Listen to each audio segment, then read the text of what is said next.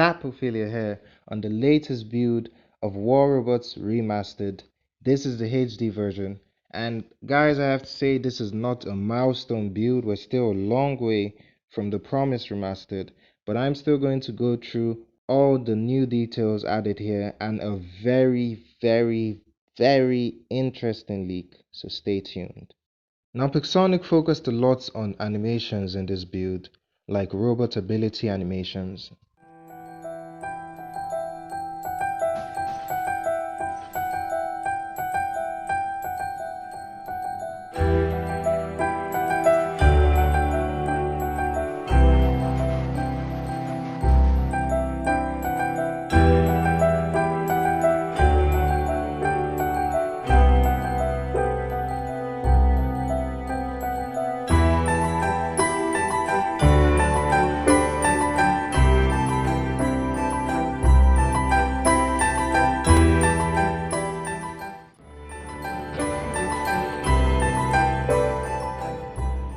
Pixonic also added a lot of new detail to particle animations. There's a lot more dust and smoke, weapons release a lot more smoke, and robots and weapons kick up dust when interacting with the map.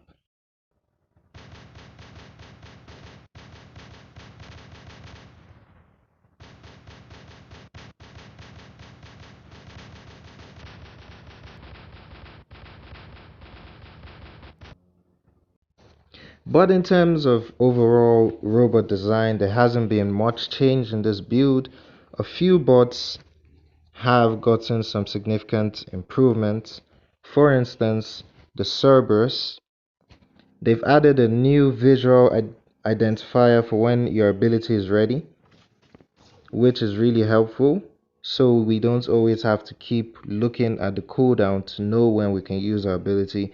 We can just focus on our battle, and when a white light appears on a Cerberus, we know that it's time to do some damage.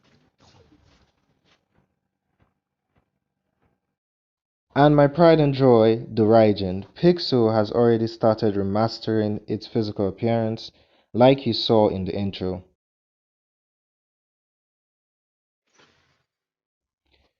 They've added a ball of lights to make it look cooler, and they've also closed up its shields. But a very interesting bug I noticed in this is the shield isn't taking my skin, and I was able to do some very interesting mix-ups like you see here. So it gave me the idea War Robots is divided into torso, leg, and in some cases shield, like the Raijin and Auto. So what do you guys think about the possibility to mix up your skins and create new patterns on your robots? It's probably a bug, but I still want to know what you guys think about this.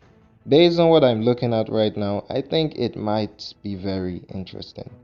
In general, I have to admit, the bot designs took away from the HD experience from me, because compared to the remastered maps, they now look very dull from the way I see it. So I'm hoping Pixonic will be able to optimize the old bot designs to the new graphic model. They don't have to do anything too significant, but like screws, joints, etc.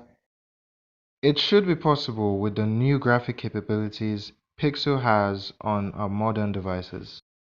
Now, there were two remastered maps in this build. The first is Powerplant,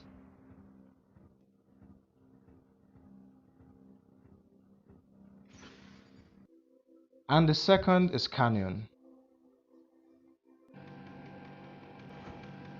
The Canyon map was remastered to look even more detailed. They did this with a lot of new textures and a very detailed sun and sunlight that creates perfect shadows and reflections.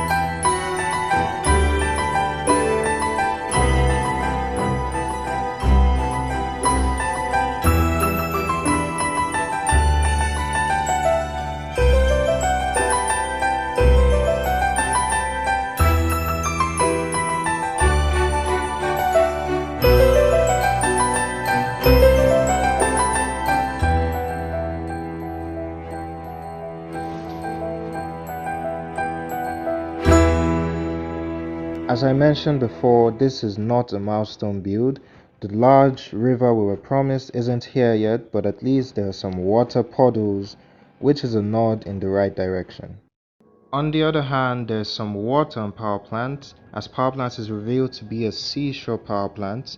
We can even see a lighthouse in the distance, yet still no splash effects. Now the canyon map was remastered to have more textures, more details, sunlight, shadows, and all that, but the power plant map took a different direction, and what Pixonic significantly changed in the remastered power plant is scale. Everything just looks bigger and better, and in my opinion it is scaled to near perfection. I can already see possibilities of hiding in the shadows of one of these large structures and no one being able to tell what robots or weapon you have. So that's already new gameplay strategy coming just from remastering a map. I'm just really hoping that my jump module Raijin can still scale some of these structures, because if he can't, then he's going to be very sad. I see skies of blue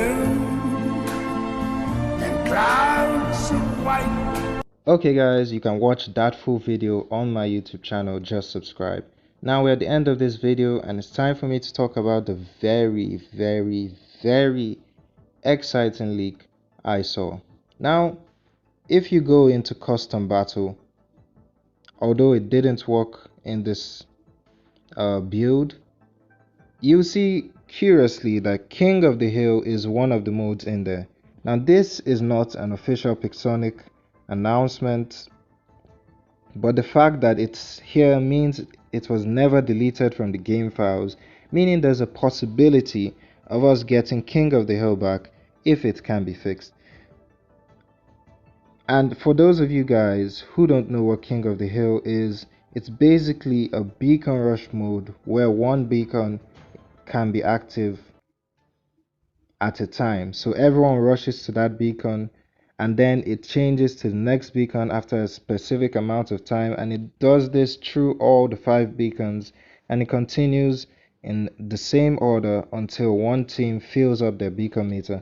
Now in the past, King of the Hill was released when the dashbots were released, especially the Kumiho, and so many people just spammed the fastest bots, rushed onto it with all their teammates, and ended the battle even faster than a full squad in Beacon Rush, which is just insane. But then, now the question is, can King of the Hill come back? Is the game balanced enough to deal with this? And I have a few suggestions for Pixonic on how they can bring it back without breaking the game. First of all, I play another game called Call of Duty Mobile, and they have a mode in that game called Hardpoint, which is basically King of the Hill. And from updates they've made to that mode, I think War Robots can benefit as well. First thing, we assumed King of the Hill failed because fast bots will always win, but the reason it failed was we allowed the fast bots to always win. The first feature or change I'd like to see in King of the Hill is beacon cooldowns. So basically, when the beacon changes from one to the next, you can't get points from it immediately. You're going to have to wait for the cooldown to end. So let's say the beacon cooldown is 10 seconds, and what this does, it gives medium speed bots time to catch up to faster bots. But the main change I think this will bring is it's going to create a binary strategy where whoever gets to the beacon first will be on defense, trying to hold down the beacon, while whatever team gets the beacon second is actually on offense rather than being late. So it's just going to be about who can defend and or who can offend better. Now in terms of defense, bots that will be good there are the Pantheon bots. We can also have like Raijins, we can have Leeches, all those bots that can stay on a beacon, T-Falcons, and hold it for long. Then in terms of offense, we can have Hellborners, we can have Scorpions, Aljuns, So you see, if you create this binary strategy, then each bot will have its own advantage, at least to some extent. Then the second change I would suggest is, in the past, if all six of your members were on the beacon, you got a lot more points. I really can't figure out if this is better, but I would suggest trying a model where you need only one of your member, and no matter how many of your members, your teammates, are on the beacon, it doesn't speed up the accumulation. This way, there could be more strategies where a team sends a really fast bot to stand on the beacon while the rest of them set up at strategic points to hold off the enemy from getting to that beacon, not necessarily having to stand on the beacon themselves. And on that note, I'm going to suggest that Powerplant is a perfect map for this mode. I mean, it's a well-rounded map. It's not too big, and every beacon on Powerplant has multiple directions of entry, so nobody is going to block off a certain part of the map and then no one else can get to that beacon. And also it has those very interesting beacons by the sea, those two beacons close to each other. And if, say, in King of the Hill, those beacons activate consecutively, it's going to create a very intense battle scene, and I would really be looking forward to that. So that's it for this video, guys. Thanks for watching. Please leave a like, Yeah! share this video so others can see it, and make sure to subscribe. As always, stay humble.